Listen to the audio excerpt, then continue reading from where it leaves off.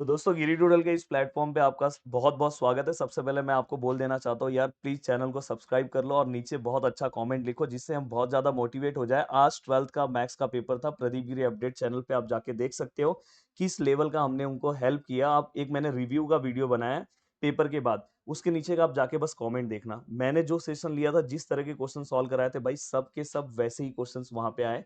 तो मैं चाहता हूँ कि हम 10th को भी इस तरह से हेल्प करें। तो भाई आपने बोला, हमने आपके लिए स्थूल वाचन फाइनली बना दिया। अब स्थूल वाचन के अंदर आपको मैं यहाँ पे कुछ तरीका बताऊंगा जिससे आपके लिए बहुत ज्यादा बेनिफिट होगा। देखो स्टार्टिंग में मैं आपको बता देना चाहता हूँ कि अपने पास टोटल 4 स्थूल वाचन है, पर हमें 3 क्वेश्चंस लिखने आता है। 3 में से कोई भी 2 लिखना होता है। तो अगर आप कोई एक स्थूल वाचन नहीं भी पढ़ोगे तो भी चल जाएगा। तो यहाँ पे मैं 3 स्थूल वाचन आपको बहुत अच्छे से ट्रिक वाइज याद करवा दूंगा। अगर जो बच्चा मेरा ये पूरा का पूरा वीडियो देखेगा उसको मैक्सिमम चीजें याद हो जाएगी। तो चलते हैं दोस्तों, वन बाय वन चीजें स्टार्ट करते हैं। अब देखो ये डॉक्टर होमी बाबा। अब मैं ये आंसर इसलिए बोलता हूँ याद करने के लिए कि होमी बाबा से रिलेटेड अगर कोई भी क्वेश्चन आया तो आप ये पॉइंट लिख सकते हो। अगर आप इसका फर्स्ट पॉइंट अगर आप देखते हो तो डॉक्टर होमी बाबा हे भारतातील विश्वविख्यात अणुशास्त्रज्ञ होते। तो दोस्तों ये आप डायरेक्ट पहला वाला जो लाइन है, डॉक्टर होमी बाबा हे भारतातील विश्वविख्यात अणुशास्त्रज्ञ होते, तो बस आप देखो मैंने यहाँ पे कुछ हाईलाइट वर्ड लिखा था कि अगर आपको फटाफट अपनी चीजों को कवर करना है तो अणुशास्त्रज्ञ, पाया, नाव, भाभा एटॉमिक रिसर्च सेंटर, आठवं और सकारात्मक, ये 4 वर्ड्स आप याद कर लोगे, 5 वर्ड्स तो आपकी चीजें खत्म हो जाएगी जो हमने ग्रीन कलर का पार्ट किया है। अब पहला पॉइंट अगर आपने अणुशास्त्रज्ञ एक बार प्रैक्टिस कर लिया तो पहला लाइन तो आपको याद हो गया। और लिखना आपको पैराग्राफ वाइज है, प्लीज ऐसे मत लिखना। ये बस मेरे लिखने का तरीका ये है जिससे आपको चीजें याद हो, इसलिए मैं ऐसे लिख रहा हूँ। और आप जब लिखोगे तो एक के बाद एक कनेक्टेड लिखना, ऐसे मत लिखना। अब देखो दूसरा पॉइंट आपको किससे याद रखना है, पाया से रिलेटेड। यस याद हो गया सर, भारतातील अणुसंसाधनाचा पाया डॉक्टर होमी बाबा यांनी घातला। तो दूसरा वाला पॉइंट भी हो गया। तीसरा नाव, म्हणून त्यांचे नाव अणुसंशोधना संशोधन केंद्राला दिले आहे। तो देखो अगर मैं 3 वर्ड्स याद कर ले रहा हूँ, अणुशास्त्रज्ञ, पाया और नाव, तो ये 3 वर्ड्स से मुझे 3 लाइन अपने आप आ जा रही है। अणुशास्त्रज्ञ से मैं फटक से एक लाइन बना दूंगा, डॉक्टर होमी बाबा हे भारतातील विश्वविख्यात अणुशास्त्रज्ञ होते। या तो डॉक्टर होमी बाबा हे अणुशास्त्रज्ञ होते, ऐसे भी मैं लिख सकता हूँ। त्यांनी भारतातील अणुसंशोधनाचा पाया घातला, पाया से रिलेटेड नाव, त्यांचे नाव अणुसंशोधन केंद्राला दिले गेले। और बीआरसी का फुल फॉर्म दोस्तों, बीआरसी म्हणजे बाबा एटॉमिक रिसर्च सेंटर। तो 4 लाइन तो अपने को डायरेक्ट याद हो गया। अब दोस्तों एक आठवन, ये स्टोरी आप अपने ओन वर्ड्स में भी लिख सकते हो कि जब लेखक एक बार हमारे जो लेखक थे दोस्तों वो ट्रेनिंग स्कूल में गए थे, तो वहां पे हमेशा उन्होंने, जब वो ट्रेनिंग स्कूल में जब वो सीख रहे थे तो डॉक्टर होमी बाबा वहां पे 3-4 बार आए थे। तो होमी बाबा ने एक चीज बोली थी कि हमेशा अपना जो काम है वो हमेशा खुद करना चाहिए। और हम जितना काम कर सकते हैं उतना काम हमें लास्ट में करना चाहिए। और ऐसा नहीं कि बॉस ने अगर हमें बोला है कि भाई आपको 2 ही काम करना है तो बस आप 2 ही कर रहे हो, तो ये गलत है। अगर बॉस ने जो बोला है उतना नहीं करना है, आपसे जितना पॉसिबल हो आपको उतना करना है। तो ये स्टोरी टाइप में आप लिख सकते हो की लेखकांनी सांगितलेले एक आठवण आहे। लेखक ट्रेनिंग स्कूलला शिकत असताना तिथे होमी बाबा 3-4 वेळा आले होते। मुलांनी त्यांना विचारले की आप आम्हा सर्वांना पुरेल इतके काम का? तेव्हा बाबा म्हणाले की तुम्ही चिंता करू नका, तुम्ही सर्वजण संशोधन करा, तुम्ही स्वतःच्या काम निर्माण करा, काय काम करायचे हे तुम्ही स्वतःच ठरवा, बॉस ने सांगितले तेवढे काम करायचे ही प्रवृत्ति चुकीची आहे।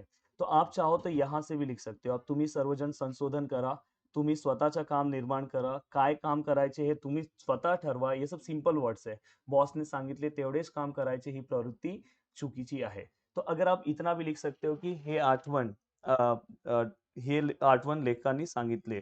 अब लास्ट में दोस्तों अगर आपसे ये लाइन नहीं याद हो रही है तो कोई दिक्कत मतलब आप लास्ट वाली लाइन याद कर लो की डॉक्टर होमी बाबा यांच्या संशोधनाचा, संशोधन रिसर्च बाबतीत सकारात्मक दृष्टिकोन दिसून येतो। सकारात्मक मतलब पॉजिटिव एटीट्यूड। तो दोस्तों आप पहला अणुशास्त्रज्ञ, ये अपने पाया से रिलेटेड देखो, ये वर्ड्स जो मैंने बनाया ना ये आप फटाफट देखो, मैंने आपके लिए अच्छा पीपीटी लाया है।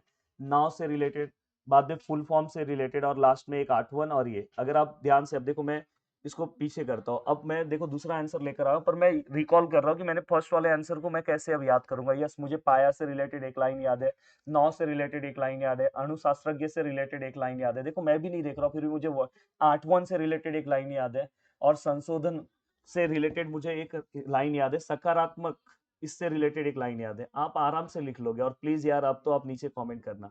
अब दोस्तों देखो यहाँ पे स्काय इज द लिमिट ही परिस्थिती केव्हा निर्माण होऊ शकते ते मोठे होत असलेल्या मुलांनी या पाठाच्या आधारे लिहा। अब देखो मैंने यहाँ पे उन बच्चों के लिए काम किया है जो बच्चे आंसर्स नहीं याद कर पाते, देखो मेरे कुछ वर्ड्स है, बस आप इसे अगर ध्यान से याद कर लोगे तो अपने आप स्टेटमेंट बना लोगे. देखो डॉक्टर होमी बाबा यांच्या मते स्वतःच्या काम निर्माण करणे व काम काय काम करायचे आहे हे स्वतःच ठरवणे हा सकारात्मक विचार प्रत्येकाने करायला हवा.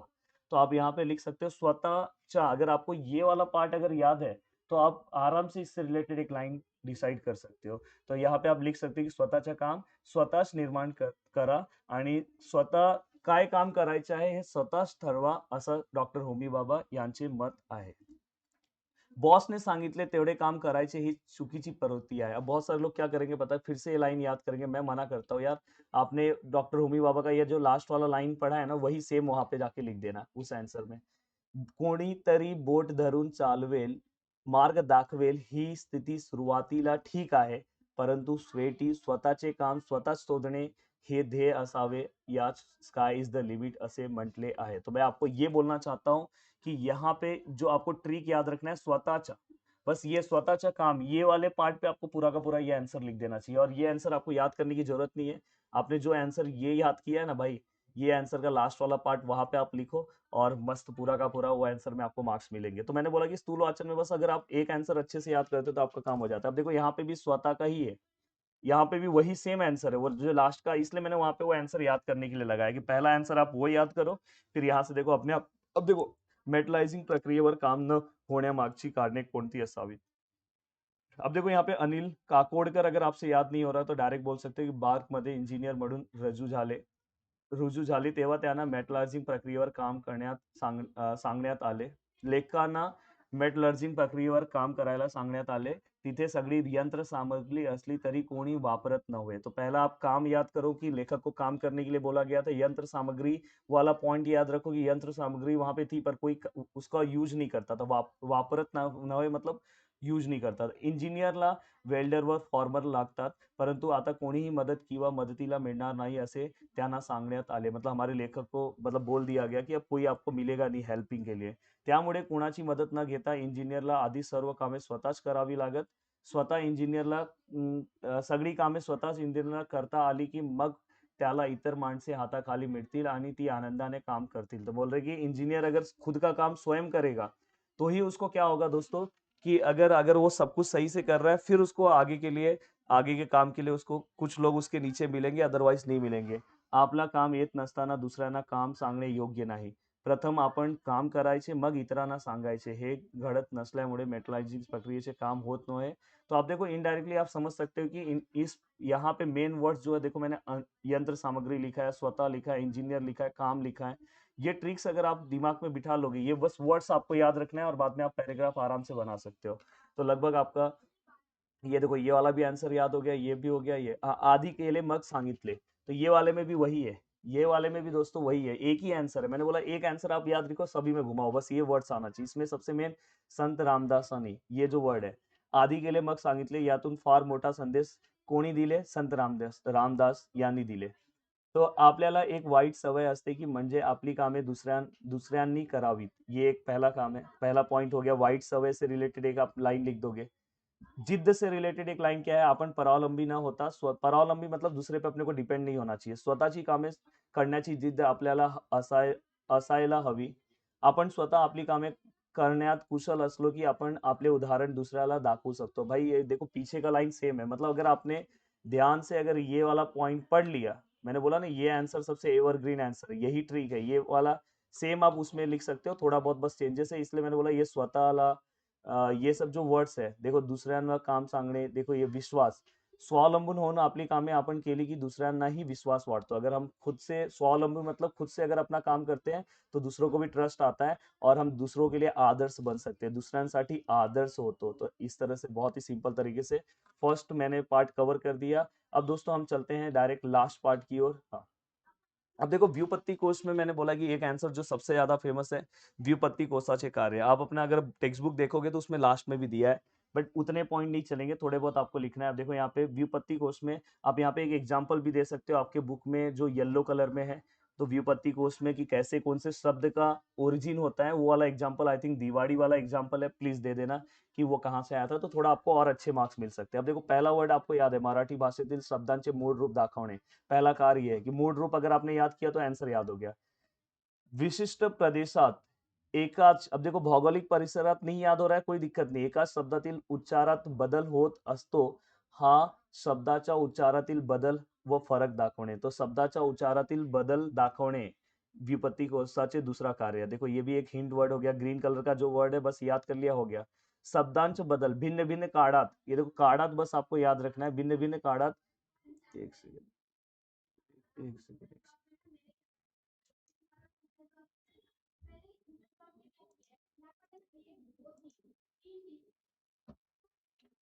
सुने सुने.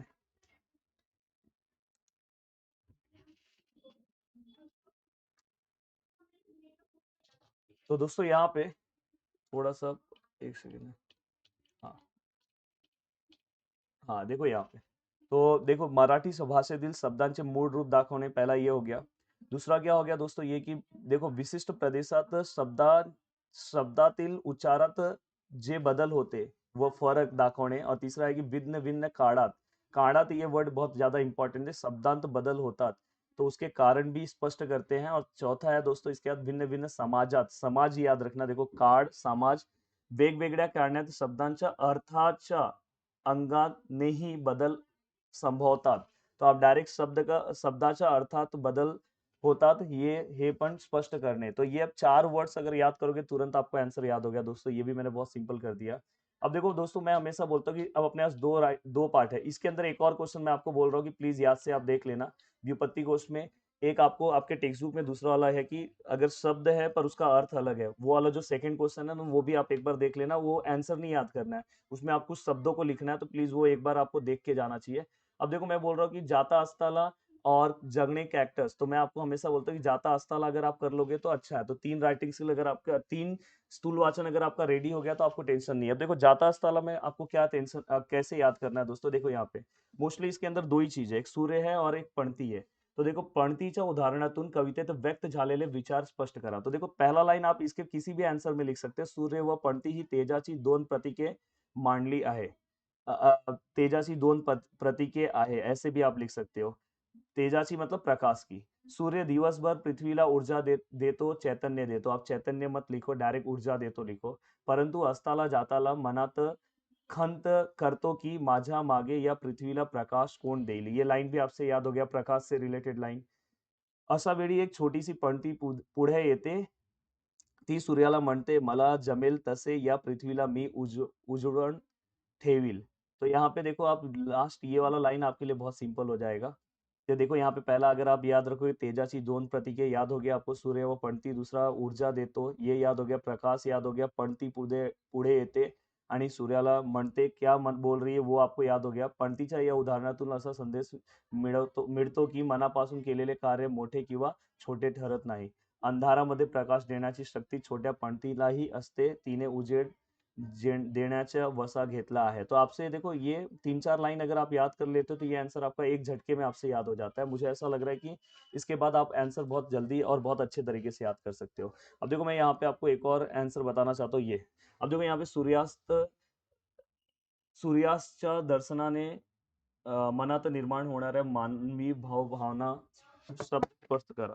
तो दोस्तों यहाँ पे देखो, सूर्य उगवतो तेव्हा मानवी जग चैतन्याने रस रसते. मतलब जब सूर्य आता है, सूर्यास्त मतलब जब सूर्य ढलता है, पर सूर्य जब बाहर मतलब उगता है सुबह, तो हमारे अंदर जो जग है वो चैतन्याने, मतलब कि हमारे अंदर एक अलग ही एनर्जी आ जाती है. मानवाचे जीवन फुलते. देखो सेकंड लाइन आपके लिए कितना सिंपल रखा हूं मैं, बस जीवन याद रखोगे तो हो गया.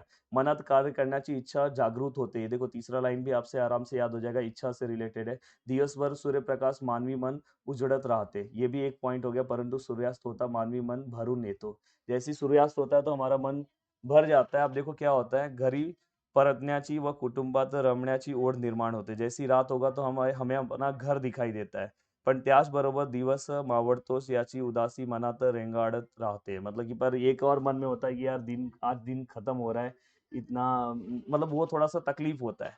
मग काही से, अब देखो यहाँ पे आप ये लास्ट वाला जो लाइन है, देखो यहाँ पे लिखा है कि प्रियजनांना भेटीची हुरहुर मनात दाटून येते. सूर्यास्त वेळचा तेजोगोल मानवी जगात निरोप घेतो की माणूसही सूर्याला निरोप देतो, परंतु पुन्हा उद्या सूर्यदर्शन होणार ही असा आशा मानवी मनात उमटत रहती है, पर हमें दूसरे दिन ये पता होता है कि आज अगर अंधेरा हो रहा है पर कल भाई उजाला होने वाला है। तो देखो ये वाला भी अगर आप आंसर याद कर लेते हो तो इसका कोई भी क्वेश्चन आता है, अभी देखो ये जो आंसर है इसमें भी सेम वही पॉइंट लिखा है। आप एक बार अगर पढ़ लो ध्यान से तो देखो इसका भी स्क्रीनशॉट ले लो, एक बार पढ़ लोगे तो सेम आंसर है। तो देखो अब 3 स्थूल वाचन अगर आप करके जाते हो तो आपका टेंशन खत्म हो जाता है। और अगर किसी को अलग से कैरेक्टर्स का करना है तो करो, पर मेरा सजेशन है कि कैरेक्टर्स का थोड़ा सा डिफिकल्ट जाएगा। पर अगर आपको करना है तो देखो यहाँ पे मैं स्क्रीनशॉट दिया, तो ये 2 आंसर एक बार रीड कर लेना चाहिए। पर आपको व्युत्पत्ति कोश का एक आंसर जो मैंने बोला है वो कर लो, और जो मेरे हिंट वर्ड्स है वो आपको इसके ऊपर फोकस करना चाहिए और बहुत अच्छे से चीज़ों को लिखना चाहिए। उम्मीद कर रहा हूँ कि पूरा का पूरा पार्ट आपको बहुत अच्छे से समझा है।